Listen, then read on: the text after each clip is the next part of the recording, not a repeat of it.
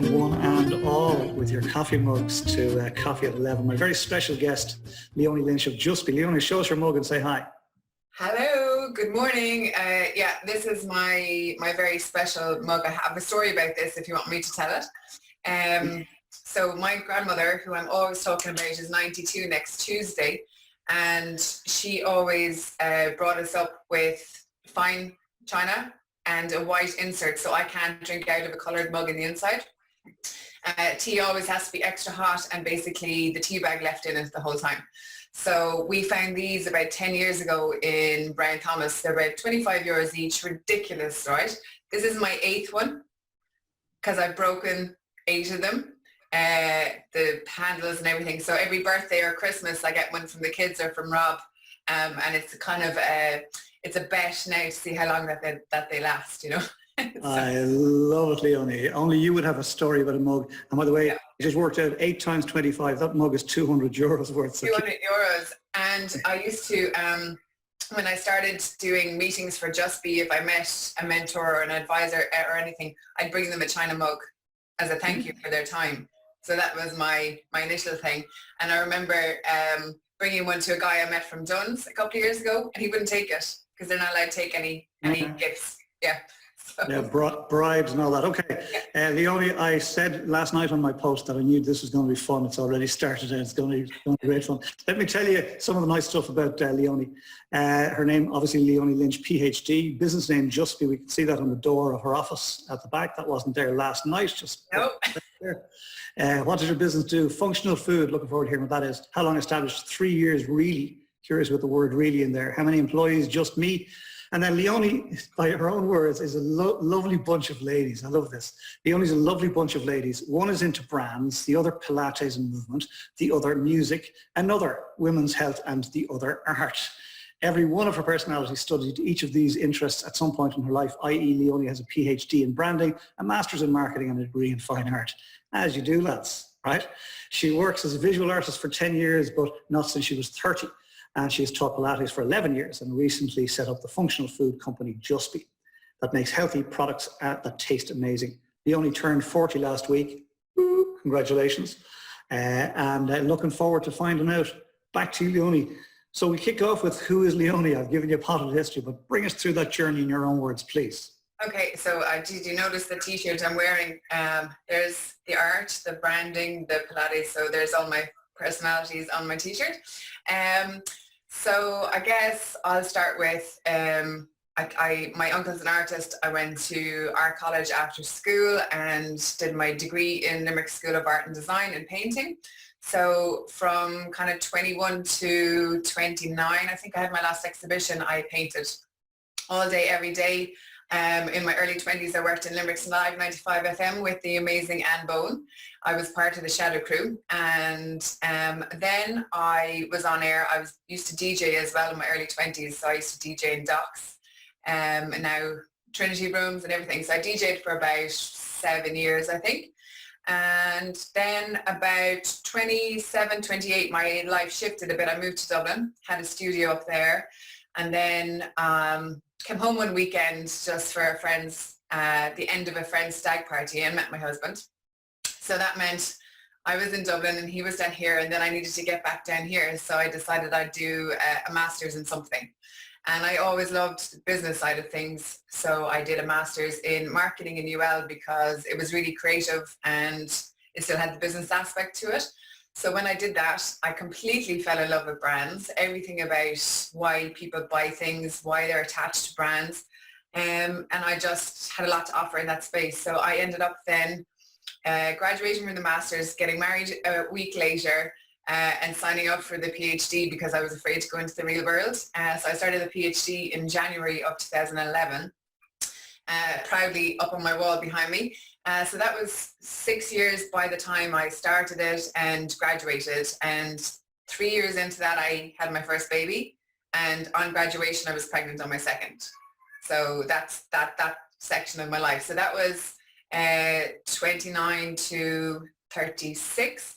And then, or 37 actually. And then I was 6 months pregnant, graduated, had this idea for a postnatal recovery drink after I had Bo, which is my first. So in 2014, and this is to answer your question about the word we're in business 3 years really, is I had the idea for Juspy in 2014. I did a little bit of research until 2016. And then in 2016, I decided I couldn't get a job 6 months pregnant. I wasn't going to, so I might as well apply for New Frontiers. So I applied for New Frontiers and I always tell this story, and Mary, Casey's okay with it, but so I applied for New Frontiers. When I was in Spain, you had to do a pitch online. And I did the pitch from here up so that they couldn't see the bump, because I was afraid I wouldn't get on the program if I was pregnant. So I did the pitch, I got the place, and I walked in like this, with my big bump. So they were brilliant. So I did New Frontiers. I started developing the postnatal recovery drink. That was, I didn't have the brand name Juspy. It went through a few different brand names. Kapow was one of them, terrible name. There was a few others, but Juspy then, we developed the product over 1.5 years. I left New Frontiers. I went into another incubator program called Foodworks. And Foodworks is Teagasc, Board Bia and Enterprise Ireland. Just before we get into that, I'm curious if I may, it's some journey up until now. We haven't even started, right? And I'm just curious, you mentioned to me at some point in the past when we met for coffee in the real world, you mentioned that just became as a nutritional drink for basically a woman who'd just given birth. And I think your inspiration came from seeing the formula that was for children. Can you just touch on that for a sec? Yeah. So as a new mom, she didn't sleep for 1 year. I was feeding her. I was wrecked, completely depleted, lots and lots of coffee, lots of, the staple things that people have, which is toast and cereal and chocolate, and I'm a chocoholic. So it was, lots of that. And what was really frustrating was I knew better. Like I knew about food. We were brought up to cook our own food, and I love food, but I was just so exhausted. I didn't have the energy or time to think about what to put into my own body. It got better, but it was just so difficult. So when I was weaning Bo, and I remember looking at a tub of baby formula, and it kind of said on the pack, everything your baby needs in one place. So it's so funny, I really clearly remember turning around to my Uncle Basil going, I need this. Like I need a formula for mothers in one tub. And that was the start of it. And then on advice, I was advised by someone in the business, would you not think of a ready-to-go drink because, moms have enough to do. And it's funny looking back, because I didn't know what I didn't know, and I didn't know anything. I was just looking for advice. So I hopped on that and went, okay, I'm going to make a ready-made drink, where looking back, I probably should have stuck to my guns and done the powder, because as I'll tell you, today is the first day of production for the powder, because the drink was a disaster. It wasn't a disaster, but it was too challenging. Wow, that's incredible. And you're online with us today having coffee at 11 on the day that it's all kicking off for you with your powdered version. Yeah. So what we did, as I said, I have really high standards in taste, because I've such a sweet tooth, and I've such it's not developed palate by any means at all, but this is another thing I like to always say. I grew up in a house where we put cream in our cornflakes. My grandmother licks her finger into salt like this. So salty, creamy, buttery, that kind of palate, chocolate. But because I worked in the health side of things, I'm always I grew up looking at labels and seeing what was in it, and tried to make choices that were as clean label as possible. So when I was developing this product, I had to tick the box. It needed to have essential fatty acids. It needed to have protein in it, because women after they have babies are very low in protein. And I had I think about 10 things that I wanted to get into the recipe. And then I researched all the ingredients that would possibly have those things. And then we went into, and that's why it took so long, because, it wasn't just a chocolate drink, right? It had to be functional. It had to do something. And even down to the story of actual product development is really interesting, because I started with dates because dates are high fiber, but they're really sweet. And I used to always use them in my smoothies. But when you're trying to scale up production, which I learned in Teagasc, like we nearly blew apart €250,000 machines from the bits of the dates, you know? And so then we go, okay, we'll try grapefruit or grape juice extract, but then it gave this awful aftertaste. So then we tried, you know, honey, maple syrup, and I've always loved coconut sugar or coconut nectar because it's really caramelly, even though it's natural. So we ended up using that. So, and then it was, do we use whey protein? Do we use milk protein isolate? I hate the both of them. So then we went to marine or cow collagen because there's no taste. So that was in it. So all the decisions made throughout the process of formulating the product were really based on function and taste. And then even I remember having an argument, like a fun argument with Eddie down in Teagasc, and he wanted me to use cocoa powder. And I said, no, I need to use raw cacao. And he said, you know, why? And having those conversations with him around the product. So we developed this amazing product, 10 ingredients, tasted like a Terry's chocolate orange, was amazing. And actually one other thing that was amazing about it was because we developed it in Teagasc, we developed it as a milk-based product, even though I wanted it to be a non-dairy. But Eddie knew that to develop flavor profiles, it was easier to do with milk first. So we did it with the milk and we got it to a certain stage. And then another lady, Wendy Roberts in Limerick, she suggested taking the milk out and putting coconut milk in. So that was a game changer, number one. And then about 6 months later, it was, you know, added drop of the natural orange oil, and that was a game changer because it was the Terry's chocolate orange. So the product itself was like thicker than normal, like it would fill you up for about 5 hours. It was incredibly functional and amazing. The issue was, these are my issues. 2 years I couldn't find a production partner because it had to be done in a dairy facility or for that kind of thing. It was short shelf life. It had to be kept chilled. So chill distribution, chill storage, expense. The ingredients were outrageously expensive. And I haven't given up on it yet. It's still there. It's just parked for now. So it was just too much. And what I learned was me on my own cannot be the merchandiser, the production. I was going down to Moore Park, filling 1,000 bottles at a time with one of the girls, labeling the bottles. The kids were labeling the bottles really badly, but I have photos for when they're older. And all that kind of stuff. I was just completely exhausted last May. I can just imagine. I mean, we're exhausted listening to you. Yeah. It's a fascinating journey.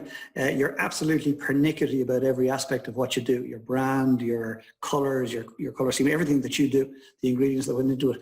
And so you did all of that work on the basis of you were designing a product for you, the person who had just come out of having given birth, and did put all those couple of years in.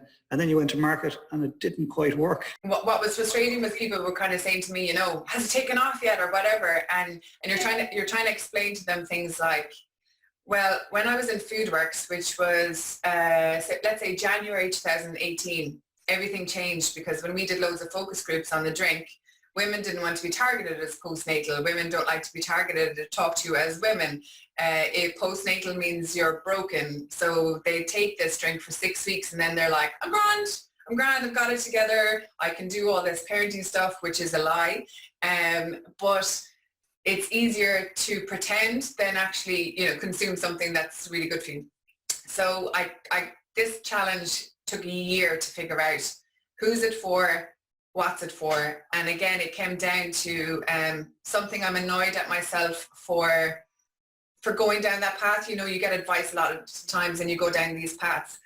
It was always kind of, women are my target market, but I didn't know how to describe that on pack with the FSAI saying that's okay to do this without, and being comfortable in that space. But then it became a drink for everyone, which means it lost all its meaning. Do you hear that? That's the postman and their Pokemon cards have just arrived. I love it. Do you need to go? No, I'm going to be grand. So anyway, so that trying to find the position for the drink was really difficult. Trying to see where it sat on shelf in a supermarket was really difficult. it was just, I'll write a book someday on the difficulties of the food business. We're looking forward to that read. That'll be some tome when you get to it. So look, that's the journey up to Juspy. So Juspy has just sort of started, or it's just coming into being now. And but then it's not moving because there's no business happening. So how are you about COVID now? So I've developed patience over the last 3 years, like you wouldn't believe. I'm really impatient, but after everything. So this whole COVID stop is kind of comforting in a way for me, because I can see opportunity in it, and I can see there's nothing I can do. Like, so we stopped producing the drink last May. I spent 7 months redeveloping it as a powder. The powder was signed off in January.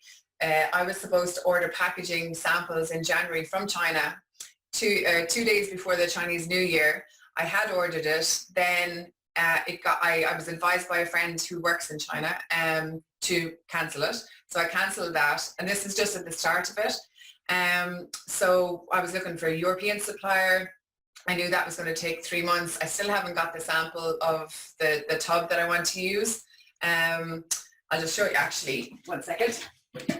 So this is what I'm trying to put the powder in. And with the Juspy branding obviously over it. So I started talking to them in December to get a sample of this branded. It's now April. Okay, so that's how long. So even if I wanted to get this to market in February, it wasn't going to happen. So when COVID really kicked in, I just wanted to get it out there, because I knew this is going to be a long time. We were booked in to do Wellfest in May in Dublin and June in London to launch it. That's been postponed. That's been pushed out till September, October. So I'm actually don't feel under too much pressure. It's happening the way it's happening. And Emily Ross, an amazing person, has been helping me. We decided to do a beta test group. So the beta test group, I put it out there. I wanted 100 people to actually pre-purchase, which helped me with the cash flow. These pouches. So I couldn't get this because that's the ideal in 6 months. So what we ended up doing was buying pouches, which are 280 gram pouches, and we're going to put a week's supply of the powders, 40 gram servings that you shake up and then you just drink it. But we've switched out. We've put marine collagen in it now, which is instead of the cow collagen, because people were freaked out by cow collagen. Marine collagen is amazing. That it opens up this big new market as well for your skin and for your hair, but also like internal health. And there's an amazing plant protein from the Kerry group, so that's in there as well.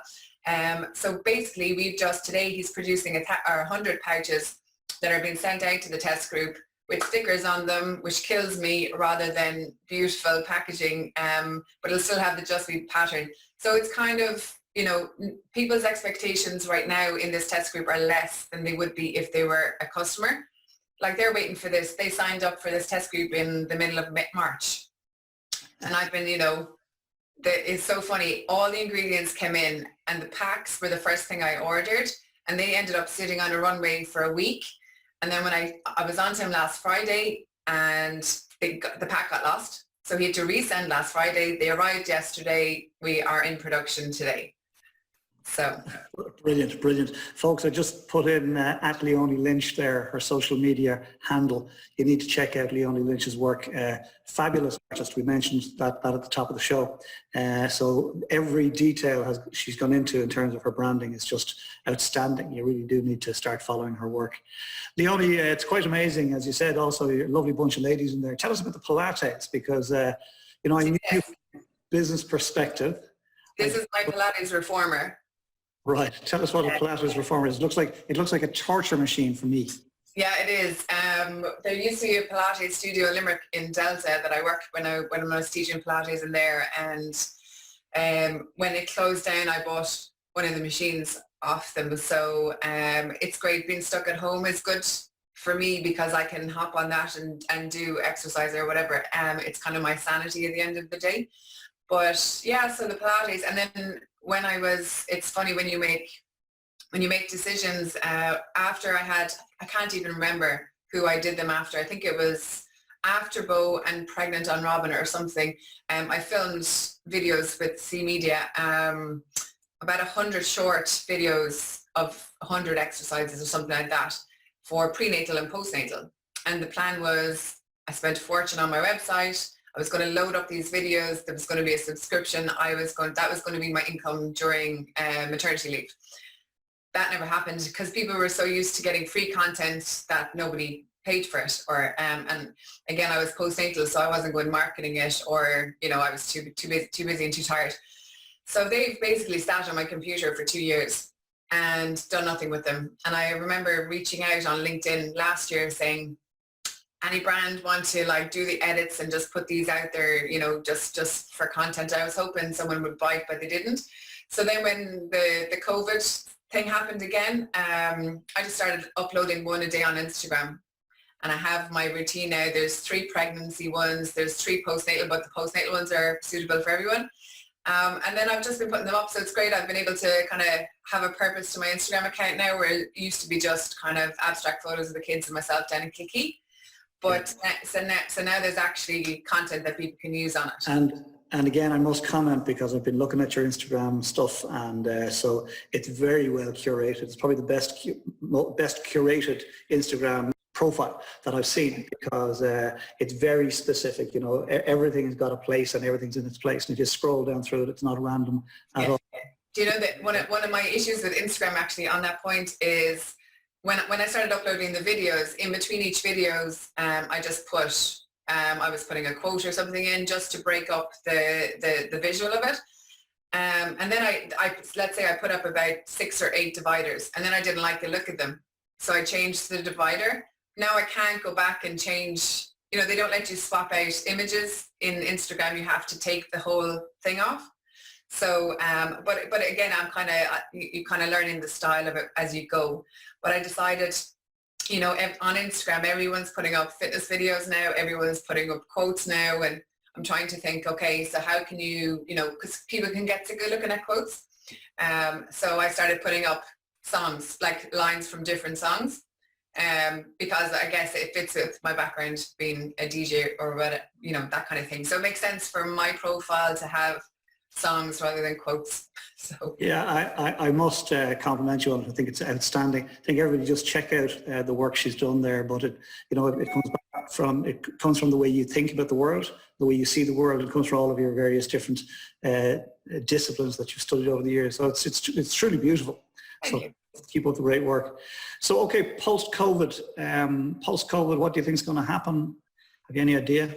For me or for the world? Let's start with you. You can save the world later.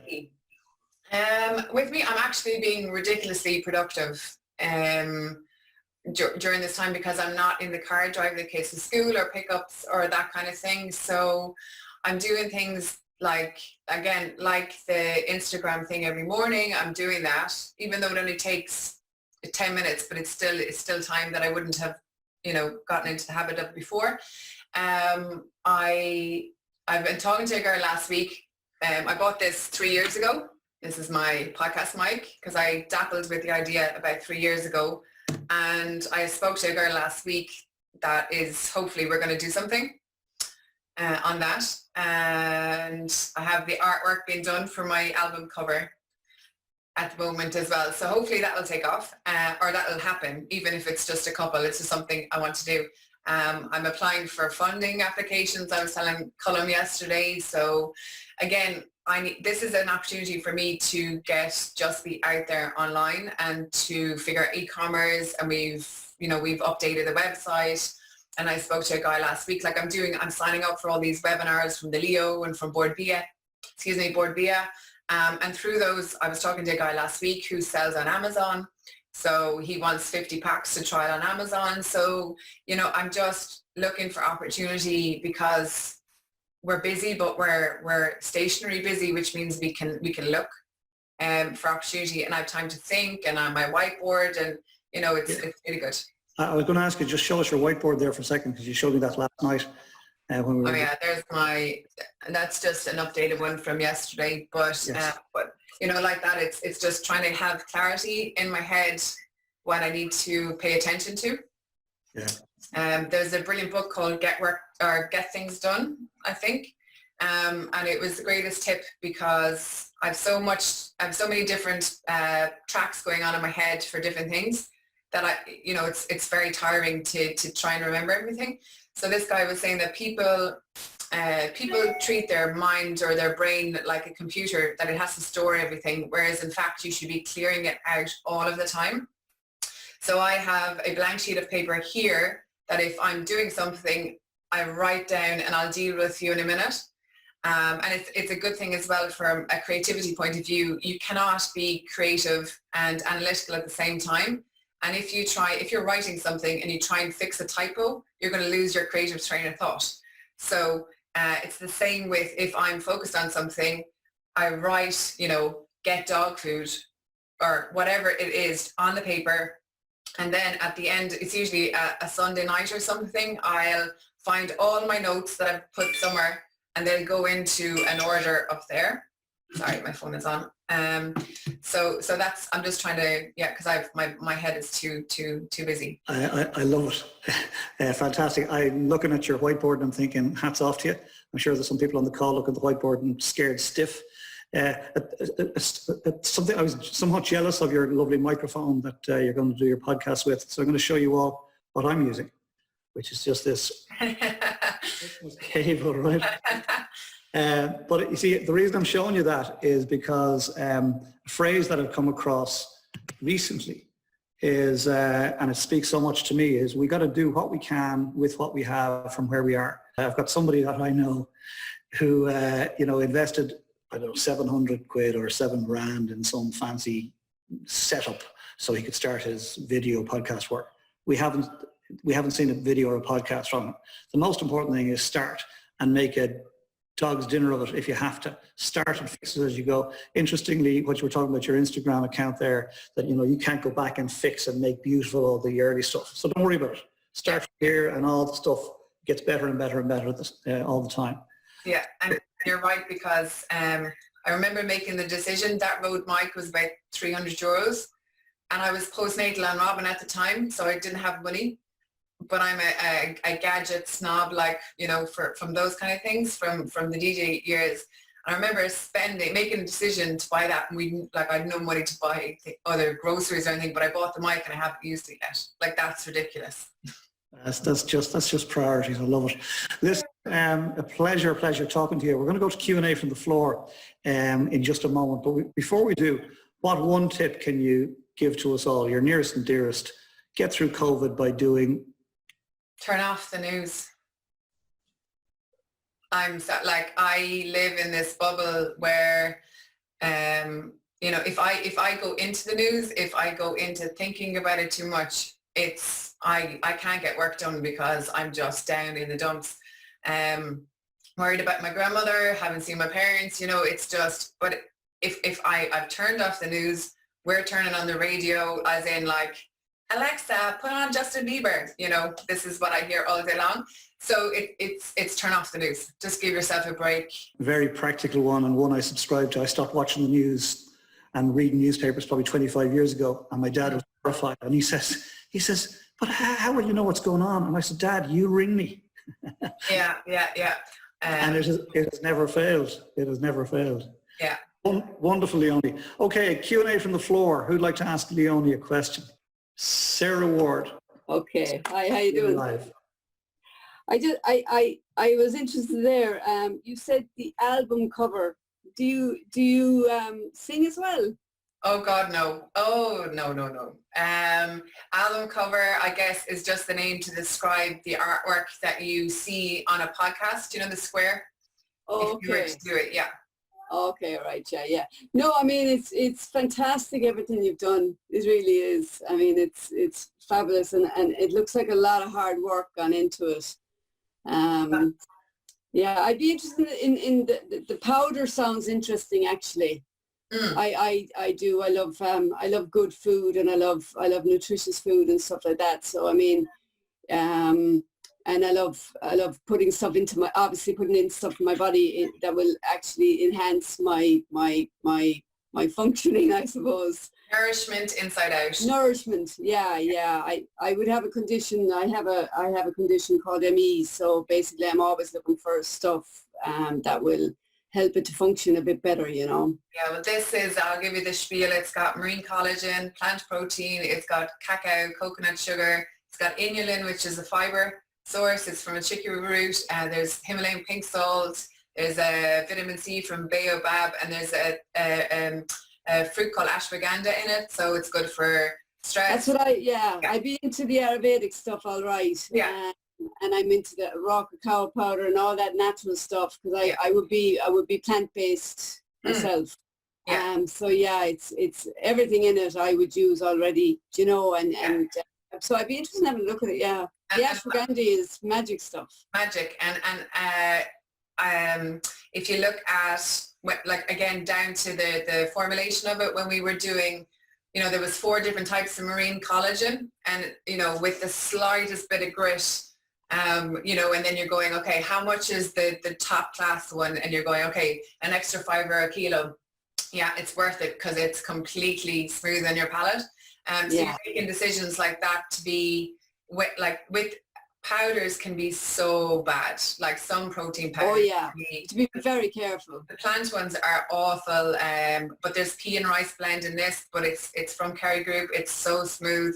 Like it's just really, really great, and it tastes really good. Like the smell of it is divine. It's beautiful. Yeah, and it's all completely dairy free. It is. Yeah. So the only thing is it's not vegans or vegan suitable because of the marine collagen in it. Okay. But a lot of vegans actually that I've come across, or you know, or vegetarians, sorry, should I say, they will just do the marine collagen because it's a waste product anyway. So you know, it's from the skin of the fish, but it's from a sustainable source and all that kind of thing. But it's hopefully now it's special, so hopefully we can get it off the ground. Yeah, well, best of luck to you now, because it sounds like good stuff. Yeah, it's good to see good healthy stuff going out there, you know. Colm, I just want to mention, we never mentioned the Women's Health Summit very briefly, that we myself, Lisa O'Malley and Sharon McNeil are running. It was an idea for me to market Juspy to women and to my target market, and it's turned out to be a big conference thing that we're doing in UL. It's supposed to be in August, but we'll be looking at that as well. But it's all around women's health, body, mind and social.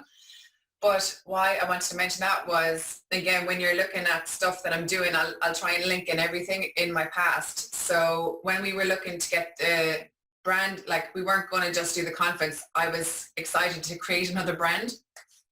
So we ended up coming across this artist collective in Dublin called Epoch, and I loved their work. So they're a female collaborative, and they've done the artwork for the Women's Health Summit. And then the girl Lauren, whose style I particularly like, she's doing the podcast cover for me. But again, it's that the visual for me personally is so important for everything I touch, everything. That's brilliant, Leonie. And Sarah, thank you very much for the question.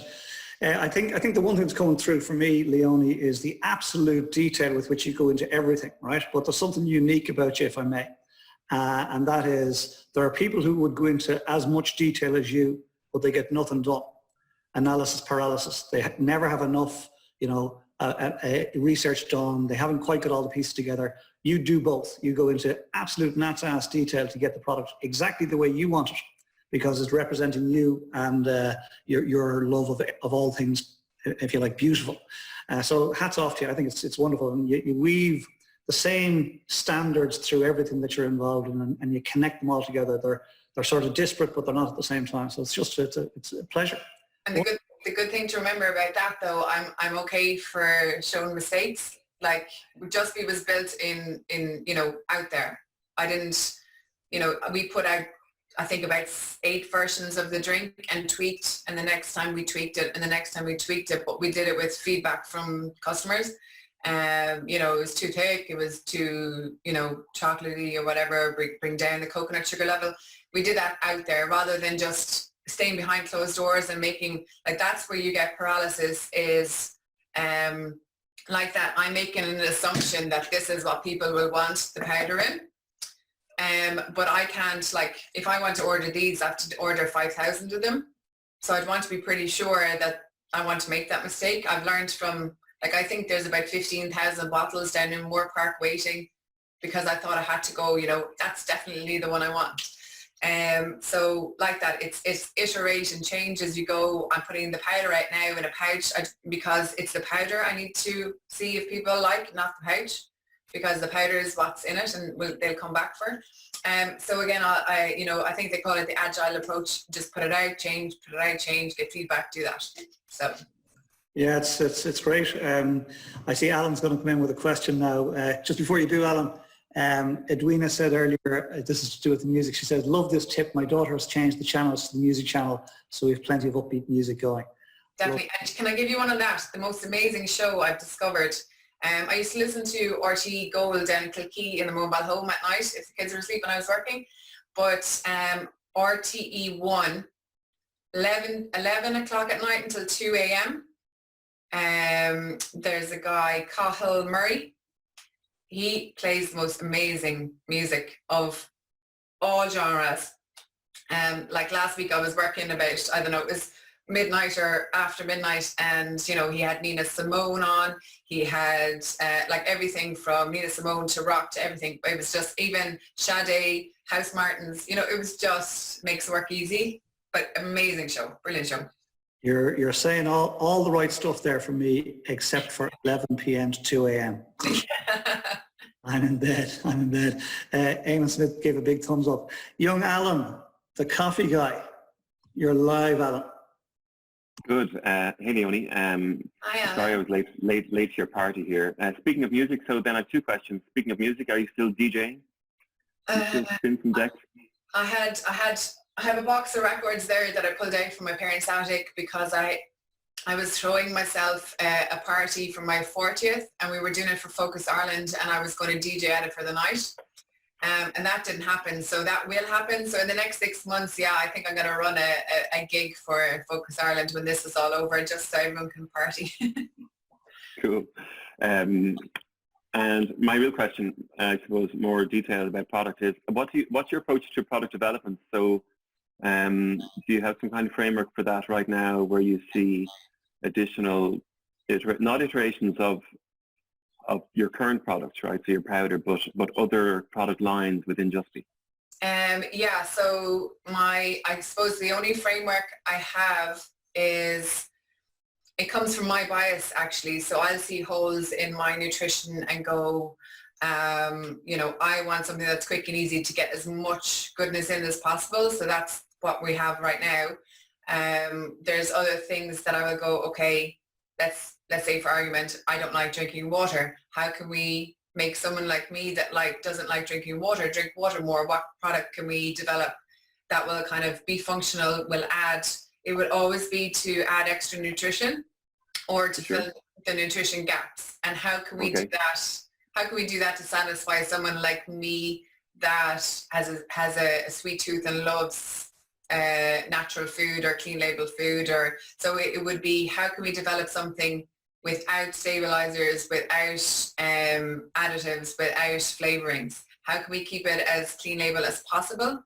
But what I've also learned from the drink is you can absolutely have a framework for food development. But at the end of the day, like with the drink, clean label was my most important thing. And but then as a business, I couldn't do it because it was short shelf life, and it had to be kept chilled. So I gained an understanding of why companies make decisions to UHT their drinks or to do that. So I definitely think there's an ideal, and consumers, me being included, just don't understand the back end of a food business and why you make decisions, and even like down to what's on pack. What I wanted to put on pack with the drink that I had was that there was good fats in it, that there was antioxidants in it, that it was, you can't say that in Ireland on a food label. You just can't. So at the end of the day, everything that I wanted to do and the framework that I had used to develop that product, the whole world was against me to say how good it was, because all I could say was, there's 10 ingredients in it and it tastes like chocolate. So you have an ideal framework for sure, but definitely, so for me, taste and like on the aftertaste would be number one, I guess, and the fact that it's functional, like it has to do something. There's enough of food in my diet that tastes nice for taste's sake, or, but I want something that's, we're all busy, we're getting busier, we're all tired. I want a solution for my tiredness. I want something to make me look more, or, less tired, especially when the moons are around. Like I was twisting and turning at 3 o'clock this morning, and I remember when I went, oh my God, yes, of course there's a full moon. Like myself and my sister just don't sleep when there's a full moon. So things like that. And then that affects your next day. So you either wake up and you have coffee, which is great, or like last week I was drinking too much coffee. So I ordered my matcha tea. So matcha tea is amazing if you don't use it, for just giving you that kind of wake up clarity. And so I'm always looking for, I love the space of biohacking, and, what can you put into your body that can make you more alert, or, just a little bit better functionally. So when you think of product lines, then I get you've got your core values around what you want to create, but do you see it going from a powder substance, that's your number one product, to product 2 and 3 that might be another powdered substance, a variant?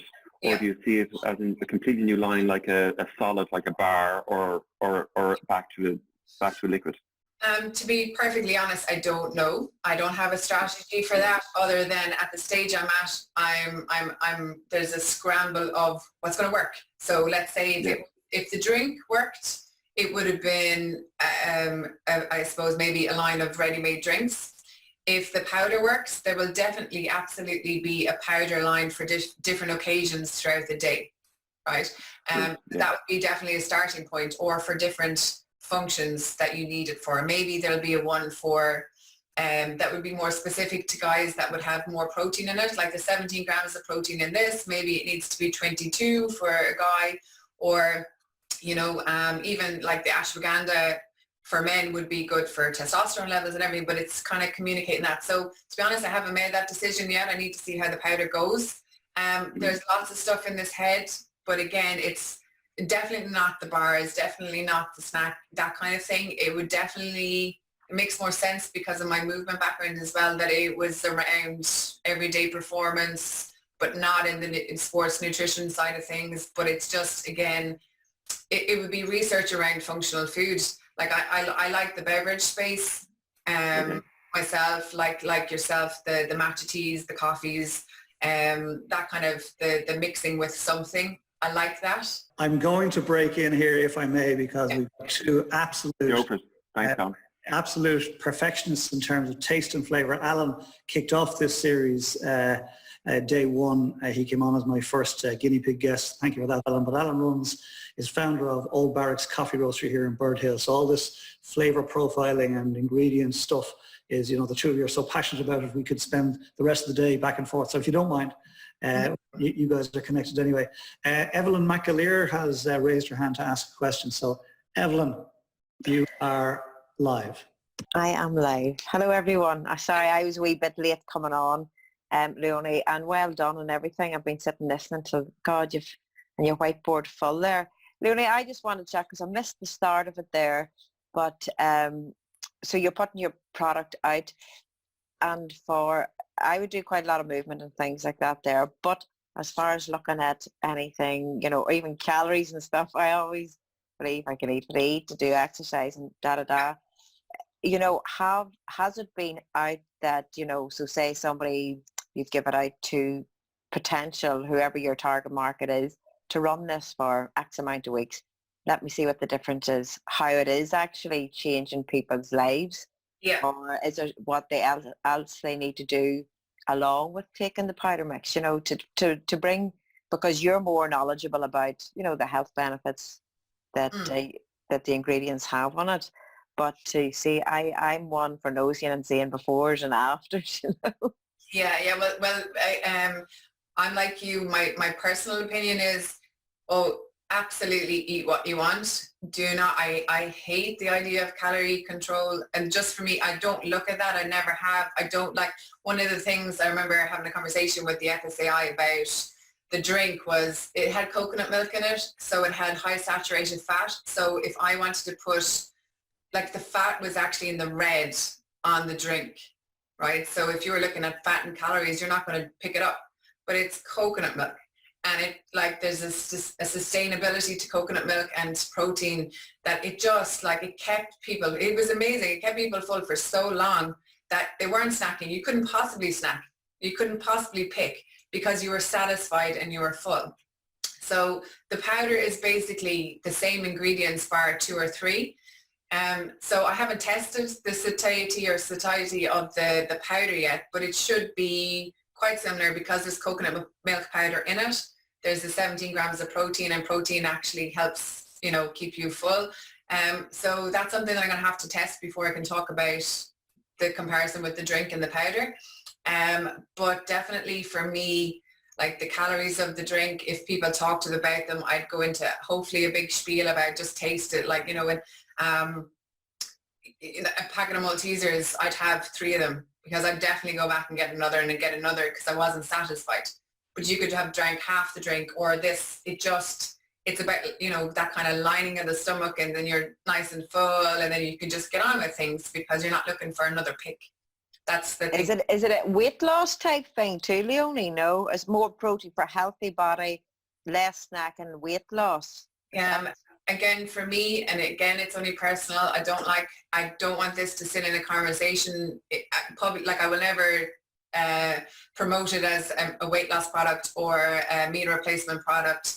This is nourishment. This is an addition. This is a fill the gap, a bridge. This is, you know, it's a boost. It's a nutritional boost. And just so happens that it might cause you to pick less, move more. You know, I can't promise the world with it. Yeah. But at the very least, it's a big ball of nourishment. Great. Well, thanks very much, and all the best, Leonie. All the best. There you go. Thanks, Colm. Pleasure. Great question from Evelyn and a great response from Leonie. Ian Hannon just said he has to go to another call, but thanks so much and great to hear your story, Leonie. Leonie, it has been an absolute pleasure having you on. So we'll give you our deaf community clap to say it's been our pleasure having you on to tell your story. Thank you for that. And young Evelyn McAleer, who just asked the last question, is my guest tomorrow. So looking forward to that. And Evelyn says she awakens people to their true magnificence. She's authored 2 books, A Life You Want and Effortless. And we're looking forward to that tomorrow, coffee at 11 tomorrow. Come back. I like that young part. You wrote that down, didn't you? All right, listen, it's a pleasure. Leonie Lynch, namaste. Wish you every success. Thank you, guys. Talk to you. Bye.